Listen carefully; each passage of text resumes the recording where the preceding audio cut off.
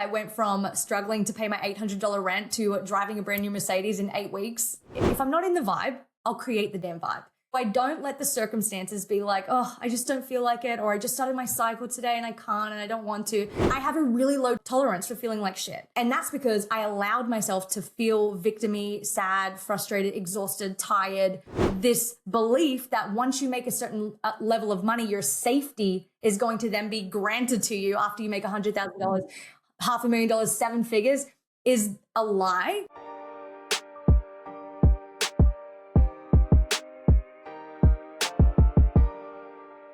Kia ora everyone and welcome back to the show. Today we have a woman who left a pro dance career and built a 7-figure coaching business, and she is here to tell us exactly how she did it and all about the success energetics. So Sydney, Australia, all the way to LA. Hey Tanya, welcome to the show. How are you today? So good. I'm so excited to be here. This is going to be so fun. Yeah, amazing.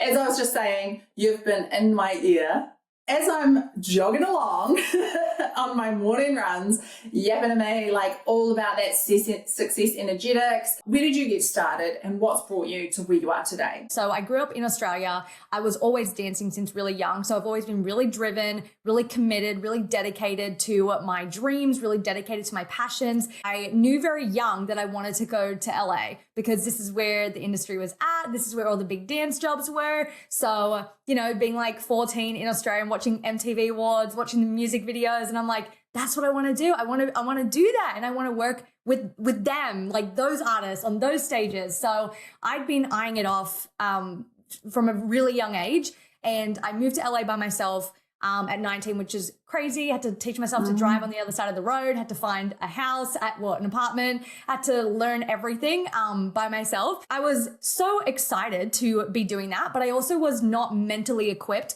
for the industry out here or being away from a support squad. My mindset was just trash. Like it was just in the gutter. It just was really not great. I didn't understand energetics. I didn't understand mindset or self-image. I knew I could be confident.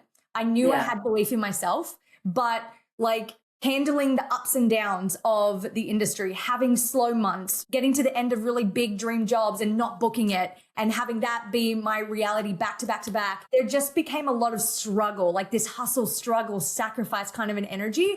And I'd lived that life and lived in that energy for a decade. Didn't even question it. I was like, no, I didn't come out here for nothing. Like, even though I'm broke, struggling, I like feel my nervous system has been destroyed for years. I like didn't think there was any other way. I was about to turn 30. I also was about to get engaged, and you know, my life was moving into a new chapter. And I just had this aha moment, and I was like, there's got to be a better way. I'm so over being broke. I'm so over this like exhaustion, like waking up with anxiety. I had an absolute breakdown actually, which led me to mindset. And from that breakthrough, I realized that I'm in control of my thoughts. And if I don't want to hustle, struggle, and sacrifice, then how do I want to do this? And I just started questioning these beliefs and thoughts that I had thought was real and the only reality I could live in. I decided to believe I get to have the success, I get to pursue my dreams, but I also get to have a great life and I get to make a lot of money. And these things don't have to be separate. And almost instantly, my life transformed, and the results that I got from doing success energetics work and working on me and really upgrading from the inside out, and how that impacted results in every area of my life made me fall in love with this work. And long story short, that's how I ended up starting my business. Wow. And during this time where you're like questioning, basically deconstructing all of your beliefs, did you have friends who were supporting you? Were you in a relationship at the time? What did your social life look like? Yeah, so I was in a serious relationship. We were about to get engaged. So I was very committed to my now husband. He was super supportive of me, like starting to move into this new era of my life. He thought it was fascinating, and I'd also gotten pretty good results from doing this work. I went from struggling to pay my $800 rent to driving a brand new Mercedes in 8 weeks, like from upgrading my mindset. So I was like, if I can do that, I can do anything. And so have all my friends too. Like all my friends have watched me do it. A lot of my friends in LA are still dancing in the dance industry. I don't know if they fully understand exactly what I do, but they're supportive. If you had to boil it down to like the one biggest core belief that you had to change in order to go from being a pro dancer who was kind of struggling to pay her rent to now being a 7-figure business owner, what would you say that one big belief is? I think it's realizing that your passion and money are not two separate things. And if you're going to go after your passion, and if you're going to go all in on you, and you're going to like give this business or whatever career you're in a shot, you're worthy of high compensation. Like, you are skilled, you're talented, you have something to give, you bring a lot to the table. And that's the only reason why you're in the position you're in to begin with. And it's like understanding that people want to pay you for that.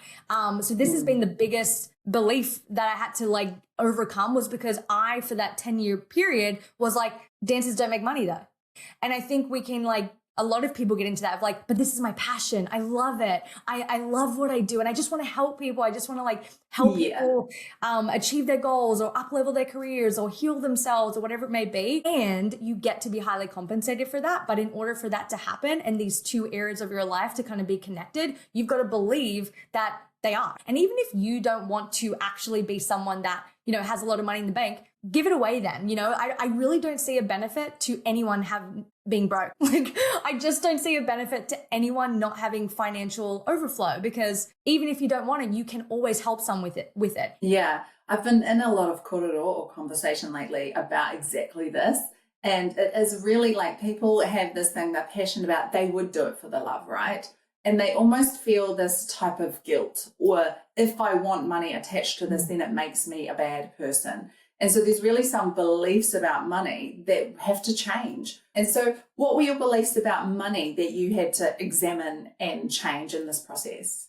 I didn't see myself as someone who made money. So that was the first problem. I was like, I'm just not the type of person who needs nice things. I'm just not the type of person who like makes money, and that's fine. I'm not the type of person who eats at nice restaurants. I'm not the type of person who does that. I don't care. I don't care. So what happened when I started doing all of this mindset work was I realized that like thoughts are options, not facts. They are an option. What thought you want to think about your life, your business, your bank account, your relationships, the city you live in, anything in your life. If that thought is not supporting you, it's an optional thought. Choose another one, because there's an abundance of thoughts available for you.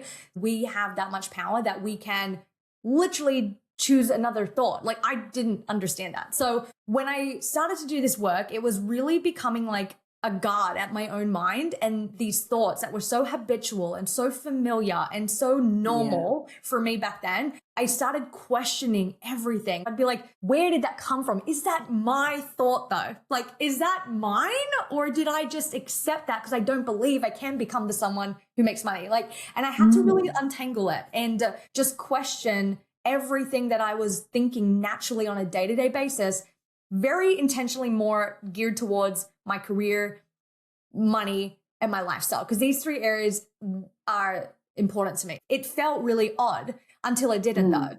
And until it felt more familiar, until it became who I was, until I started to get the evidence, until it was a part of my identity. And then, you know, the process repeats itself. Yeah. I have a really amazing example of this. So when I left conservative Christianity, and I was living in like a highly religious controlled cult, and we wore full-length dresses, and women were only allowed to wear dresses, women were not to wear pants. And the very first time that I ever put on a pair of pants, I was like shook. First, I was like, damn, my ass looks good.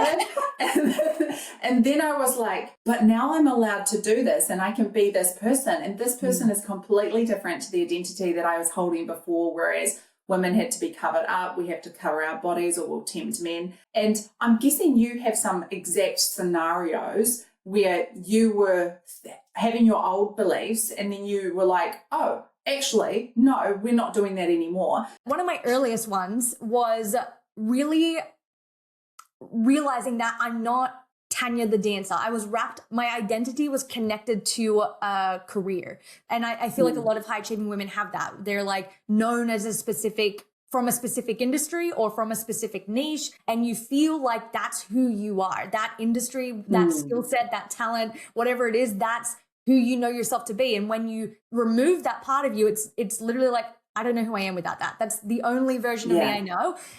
So when I started my business, it was so uncomfortable to like see myself as someone else. Going for my first 6-figure year, I would walk my dog and I would literally repeat this mantra in my mind of like, I'm willing to see myself differently. I'm willing to see myself differently, because Tanya the dancer didn't have a 6-figure year. That's an identity with thoughts, beliefs, and a self-image that does not interact, align, or make choices and decisions that can even come close to a 6-figure year. So it was very much like, that's so comfortable. I can slip right back into that real easy. Yeah. But because I see myself as her, I don't have the evidence yet of anything else. So it was like this constant reminder to be like, I'm willing to see myself differently, and just being willing to try it on. What would it feel like if imagining making a 6-figure year, imagining having clients signing up, imagining having the thousands of dollars come into my bank account, and giving myself permission to go for that, claim that I can do that, and be willing to move towards that without any evidence.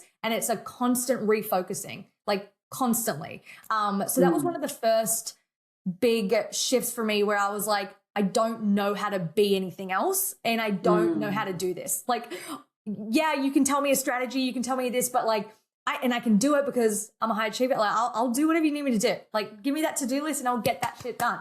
But like, when I go to bed at night, I feel uncomfortable. I feel uncomfortable in this life. I don't know who I am. I don't know how to like introduce myself anymore. I used to always be like, yeah, I'm a dancer. And it's like little things like that can really trip you up if you don't know how to like, well, if you don't understand that this is a part of the process, and it's a very normal experience to feel extreme uncomfort, and you will. And that's just like at phase 1 of your business, is like starting your business, believing you can even do your business.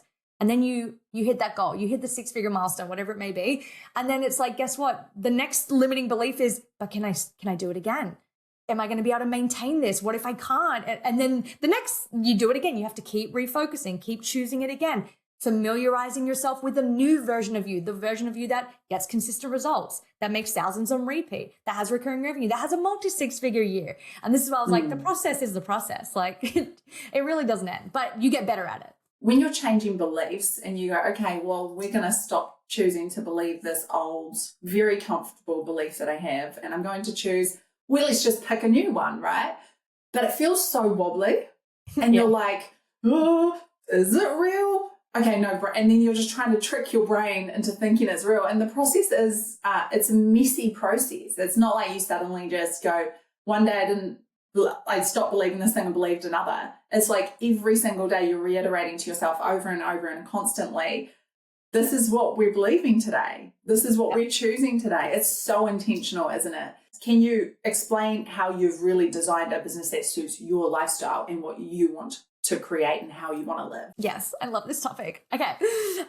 So when I first started my business, because I came from the reality that I was in before, I'd never had a 9-to-5. I never had a life where there was structure or any sort of anything. In fact, my dance career was so unstable that I actually had the belief that starting a business and entrepreneurship was the most stable thing I could do for myself. And I really do feel like that served such a powerful purpose in me getting results quickly, was because I genuinely was like, this is the safest thing I could do. This is like so supportive. This is so like, my business has my back, because before I couldn't, I had to kind of wait for someone to give me a job or whatever it may be. So just for context, when I did start my business, I was still dancing. And dance was still the main goal. I originally just started my business to support me in my dance career, so I wasn't broke all the time. That was the intention. I was like, if I could do this and get like $5,000 a month is gonna blow my socks off. Like I was like, wow, I've made it. Like when I started making $5K a month, hilarious. But I like really dove into this new era of my life to support me in pursuing my main dream, which was dance. I had a belief that this gets to be easy, this gets to be supportive, and this gets to support me in doing what I really want. And that was dancing. So I created offers, I created a business model, I did strategies that were flexible and malleable depending on what jobs I was booked on. So I was like, if I am going to launch a group program or a mastermind or start private coaching, I need this offer to work, whether I'm sitting at home or sitting in a hot tub, or whether I'm in an 8-hour rehearsal. And this has always been the way that I've structured my business and helped my clients do the same. If you're a mom and you're like, my dream life is to have weekends off, I want to drop off my kids to school, I want to pick them up every day, I don't want to work after 3 p.m. If you know that, then great. Let's build the business to support that. I'm really such an advocate of saying you do not need to work 24/7, especially in the online space. What I've found a lot of online business owners get stuck in is this mindset of once I hit this goal, then I will be able to do this. Then I'll be able to prioritize the life. Then I'll be able to have free time. Then I'll be able to do. But then I'll be able to do never comes, because that's actually a part of your identity. That's what you feel safe doing. And what's fascinating is like high achievers really do want that like freedom, and they want to be able to relax at the end of the day. But that's a nervous system conversation. That's like, are you even able to unplug at the end of the day? And this belief that once you make a certain level of money, your safety is going to then be granted to you after you make $100,000, $500,000, 7 figures, is a lie. So then what happens is women just get stuck in this cycle of, I'll sign one more client. Okay, once I hit this milestone, okay, it was 30K, okay, once I get to 50K. And this cycle never ends, and you end up exhausting yourself and burning yourself to the ground. And you end up having to do this conversation that we're having right now around intentionality with your business model, your strategy, your offers, your deliverables. And if you're going to have to do it anyway, let's just do it today. That's my methodology. When you're saying if this then, it's so conditional, right? It's so conditional and it's so finite and it's so suffocating. It's not like an infinite place or an abundant place or a way to scale that's super regulated. It's like got all of these conditions attached to it. And then people are saying, oh, well, I want business freedom, but then they're building businesses that are designed to trap them into the similar trap that they were when they were in their 9 to 5. They're still a slave to their business. Sure, it's something they're more passionate about, but they don't have the freedom and lifestyle that they wanted. It's so tempting. You think, oh, well, if I just if I give more one-on-ones, then I'll make more money. And it's like, but is that the way I want to make more money? So I have a group offer. I have a scalable group experience, and then I have a close proximity mastermind. I used to do one-on-one a lot. I actually haven't done one-on-one for nearly 6 months, which is crazy. I can't believe it. But the business generates so much revenue that it just kind of, I don't really need to, which is an amazing place to be in as well. But I've really structured the business decision. Any decisions that I make to the business model or to my deliverables or to my schedule is always like, what's the life that I want? I get clear on that first, and then I fill in the gaps with the business. The intention with setting it up in the way that I did with my schedule and my deliverables was literally, I asked myself this question: would this work if I spent a week in Cabo? I was like, my question, would this work if I spent a week in Cabo, if I wanted to go visit my family in Australia? Because this is the life I want. I want freedom, and I want a really successful business, and I want to experience financial expansion. So how do I do all three? And it's never a question of, well, I can't, or I'm going to have to wait. That's never the game I play. It's like, if this is what I want, then there's a way to make it work. What is it? And I sit and I look and I figure it out. And it's like, if you ask yourself better questions, you're going to get better answers. If you're like, how do I do this? If I was on vacation in Europe, if I was doing this, would this work? If that's even what you want to do, right? But the whole point is like, I promise you, no matter what your business model is, it gets to, with intentionality, with being strategic in how you organize things, there is a way to make sure that it can support you to live the life that you really want. And how does Success Energetics play into all of this? Success Energetics is how you can actually enjoy your life while pursuing extraordinary success. So an example of Success Energetics is, it's a lot of emotional mastery work. It's a lot of energetic stamina, because entrepreneurship is up and down. Entrepreneurship is unknown, right? But the unknown is kind of my zone of genius. This is like the life I've always lived. So I understand how to slay life in the unknown with no evidence that anything you're doing is even possible. Because a lot of people, and myself included, when you're about to do a launch, you're putting everything out there. You're putting your heart and soul into this experience, and there's so much fear. What if no one signs up? What if I can't do this? What if blah, blah, blah, blah? And, the list is endless of all the fears. And it doesn't just stop there. It's like, once you get the launch, can you do it again? What am I going to do next? Where's the next client? And if you live in this feast and famine cycle, guess what's not enjoyable? Your life. Like, guess who's exhausted, burning out, and has anxiety every day? You do. So Success Energetics is how you experience extraordinary success and an extraordinary quality of life. It's the emotional mastery and the energetic stamina on this journey, so you can actually enjoy the journey, and you're able to I kind of joke with my clients, but I'm like, you're able to keep your high achieving brain at bay and you're able to have it work for you instead of against you. Because when you're so driven and you want something so bad, it can consume you a little, especially when you're like got your eyes on a goal. And if it's not immediately getting hit, if that instant gratification isn't getting filled, or you're having a few challenging months, or you're having some slower seasons, or life is lifing, right?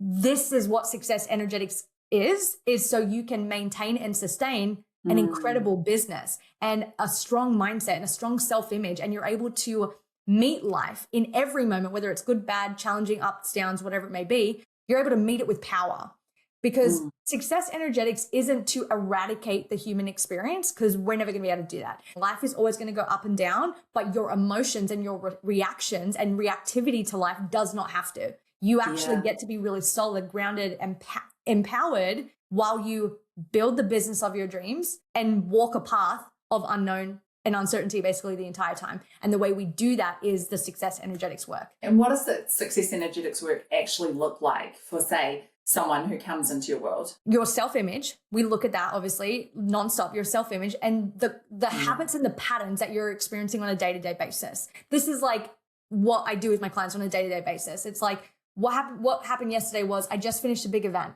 I also had like a nice little successful win on the back end of that with an offer selling out really quickly. And I was like, woohoo, woohoo. And then it was like 3 days later and, you go back, it's like, what now? And I am familiar with these feelings. Like I'm not immune to these like emotions and experiences, even though this is my right.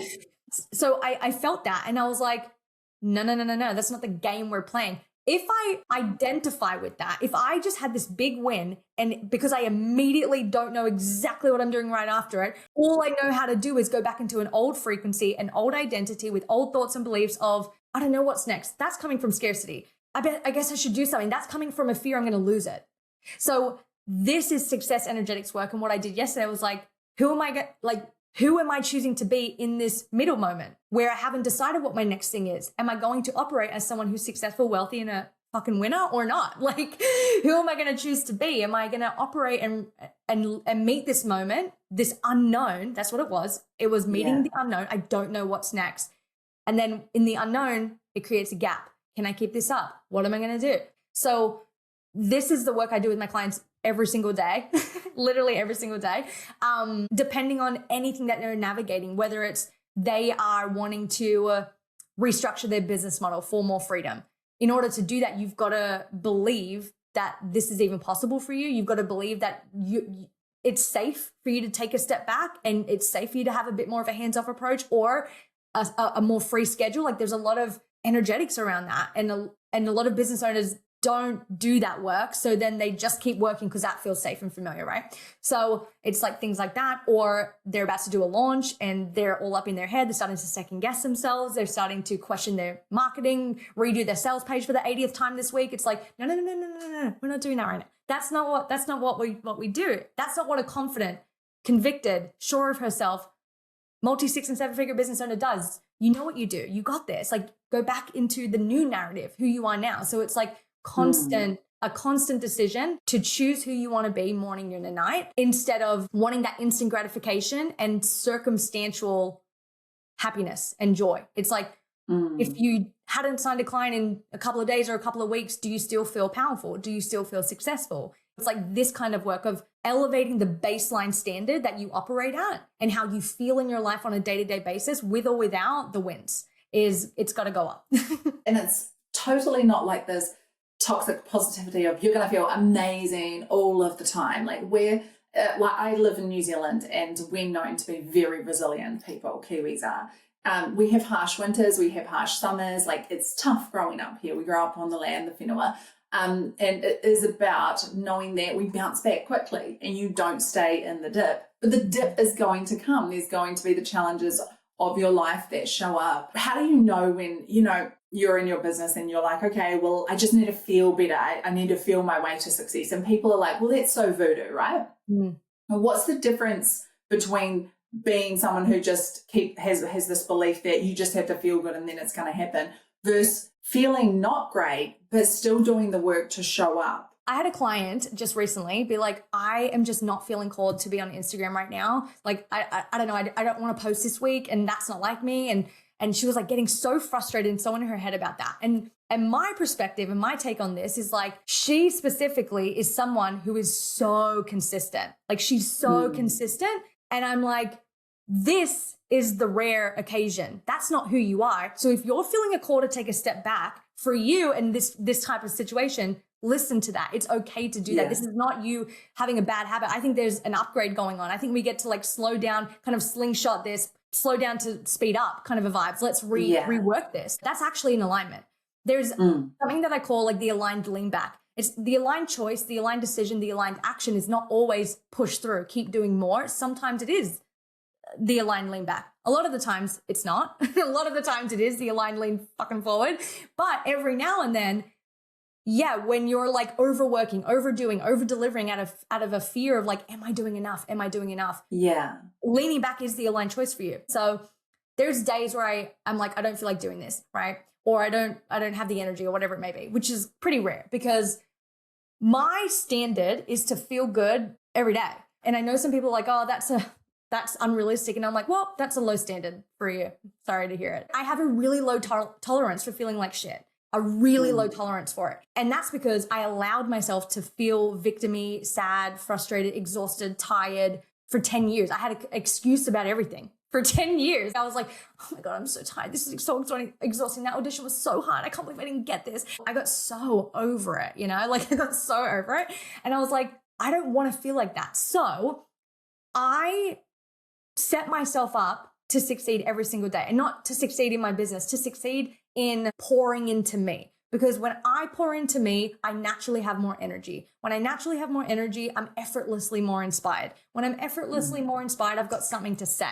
When I've got something to say, my clients benefit, my content's better. Things just work easier. And I don't have to sit down and rack my brain to get 3 pieces of content out because it's just flowing out while I'm walking my dogs. So it's like, if I live my life at a higher standard and I own that and I make that the normal and how I live my life by listening to high information, like as soon as I wake up, I'll usually put something into my ears. I'll go on a walk. I'll get some sunshine. I move my body every day. Just have a high standard for doing what I can to make myself feel my best. So I prioritize that. Now, on the odd occasion that I'm like, don't feel like doing anything today and I have 1,000 things to do, if I'm not in the vibe, I'll create the damn vibe. So I don't let the circumstances be like, oh, I just don't feel like it, or I just started my cycle today and I can't and I don't want to. I'm like, I'm not in the vibe at all to do a coaching call, to do a whatever it is. So I'm going to light a damn candle. I'm going to listen to some music. I'm going to eat yummy food. I'm going to step outside and remind myself that I'm living the life that I've fucking prayed for. And it's like within minutes, I'm like feeling so good. I'm feeling so much energy. It's like you got to catch that momentum before it goes too far in the wrong direction and bring it back and realize you have control over your energy. And if it's getting to that point where even that's not working, I will always feel into like, I know I'm going to feel so good after I do this. I know I'm going to feel so proud of myself. I know I'm going to feel so accomplished today. And I'm going to be able to sit down and watch Netflix this afternoon feeling so calm and relaxed. That's worth it for me. This is worth it for me. Let's do it. And I get myself in the zone in that way. I love it so much. And then there's that more nuanced conversation again when it comes to hormones, because you mentioned it. Syncing with your cycle, which for me has been incredibly helpful because I know that I'm going to feel different at different points in my cycle. I've reached out to a speaking engagement I had and I said, sorry, I cannot speak that week. We have to change it. And I shifted it by 2 weeks because I know there is a period of my cycle where I am just always in flow. The ideas are there, the energy is there. And I was like, yeah, we should be making decisions about when we do things. So how much do you take that into consideration as well with how you're structuring what you do on a daily basis when you're booking things and basically your business? I have a really chill schedule, I will say. I have a very flexible schedule. Like I know my energy flow and I know that I'm a morning person. I know like that's where my brain's just alive. And I've been like this since I was a kid. It would be like 6 a.m. at the sleepovers and I was like, everyone wake up, let's do stuff. The annoying kid. So if I'm going to create something, if I'm going to create a piece of content, if I'm going to write an email, if I'm going to do anything like that, I will make sure it's done in those first 2 to 3 hours in the morning it's just easier for me to do it. It's more effortless. I'm more connected, or I don't know what it is. I just feel more energy. So I will make sure I schedule things like that. Like I pay attention to where do I feel the most alive, and where do I have the most energy, creativity, and inspiration effortlessly. And it's anything before noon, I'm like guns blazing.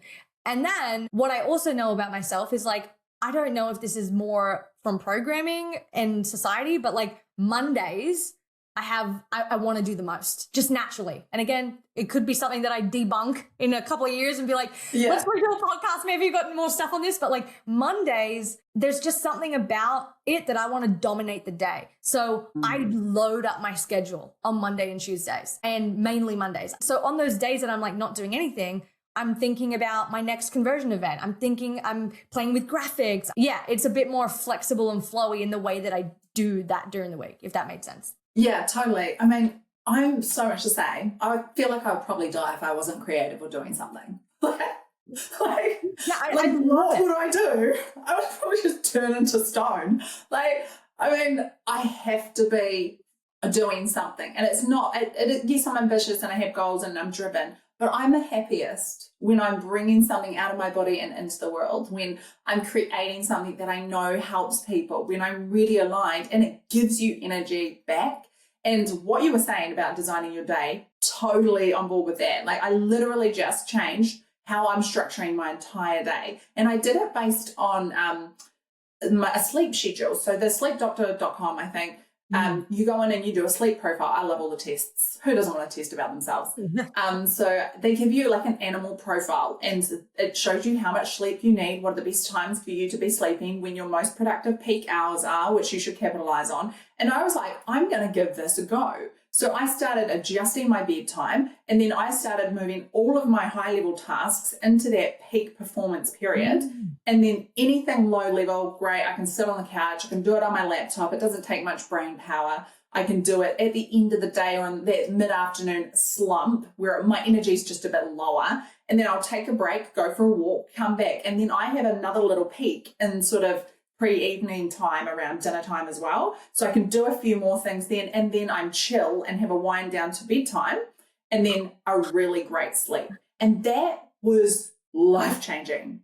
I was like, oh my God, you should see my list of my to-do list. It was like tick, tick, tick, tick, tick, tick, tick. I was like, what is happening right now? When it came to building a personal brand, did you always know I am building a personal brand? Or did it kind of naturally just happen because you were like, I'm doing the work? So I, from the very beginning, knew who I am, what I've done, my challenges, my story. I know you're very big on like storytelling and utilizing that. So like leaning into my story is my zone of genius. I did from the beginning use my story, use moving to LA because that was how I even got into this work to begin with. So it was a personal journey for me from the beginning. And in the beginning, especially of my business, I started with who was paying attention, and a lot of them were dancers. So they resonated with my career and my journey of moving to LA. So I've always used my story as the brand.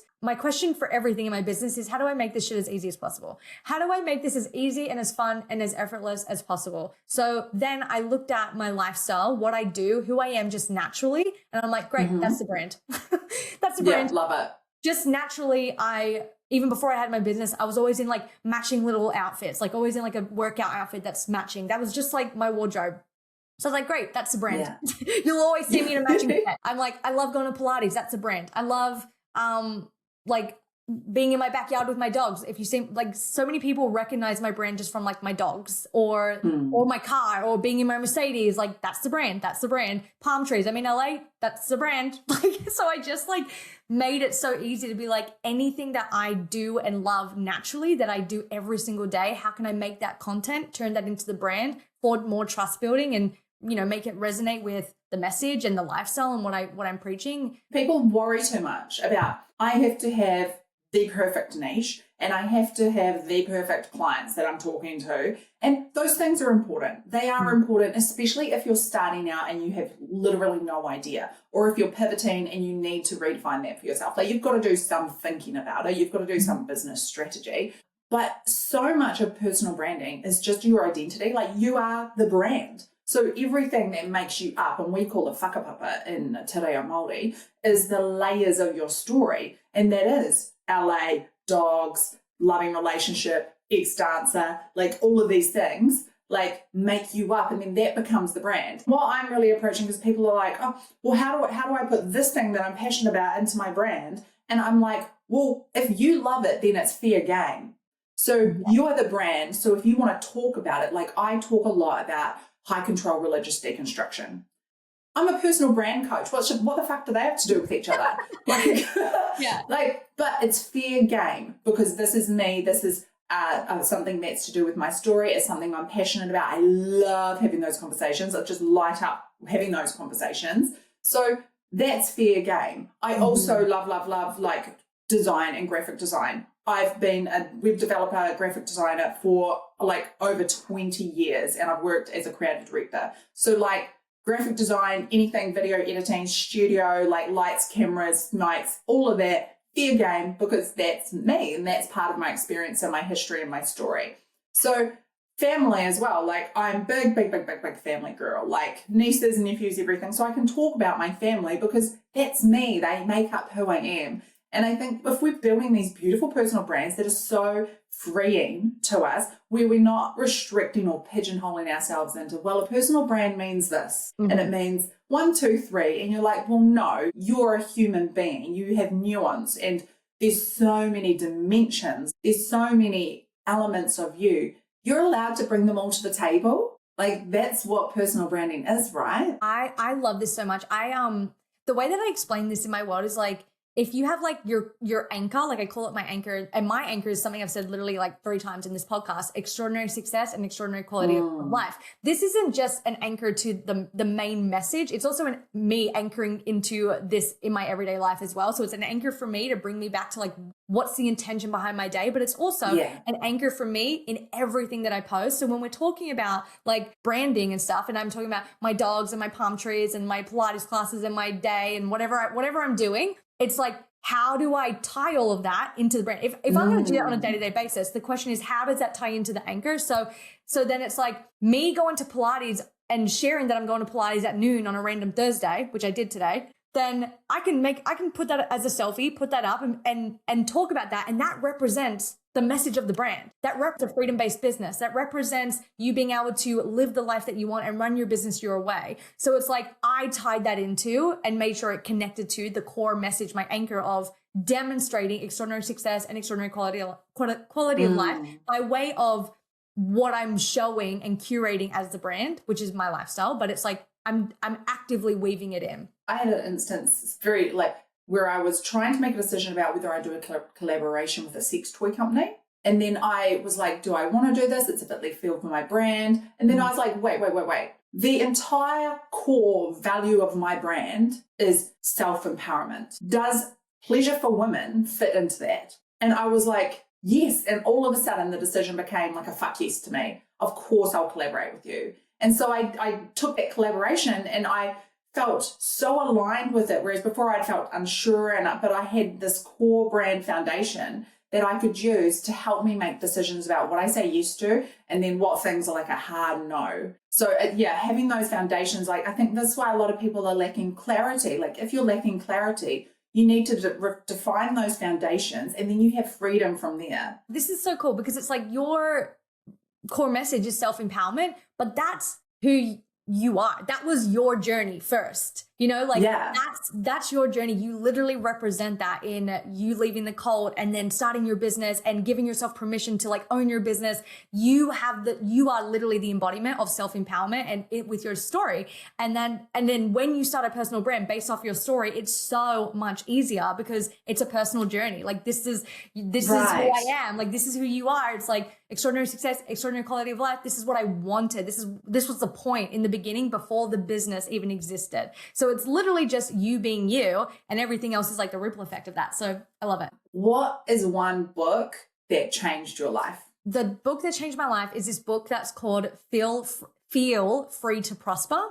I think it's by Marilyn Jeanette. It is so good around receiving money and really just opening yourself up to just abundance in general, but it is geared towards like entrepreneurs, business owners, but it's so good. It's so good. It's my favorite. If you could tell your Tanya, who is just getting started in business, if you could go back and tell her one thing as the version of who you are today, what would you say to her? My message to her would be like, you fucking got it. Like, of course you can. Like, of course you can. Of course you're going to do it. And you know what? I knew that though.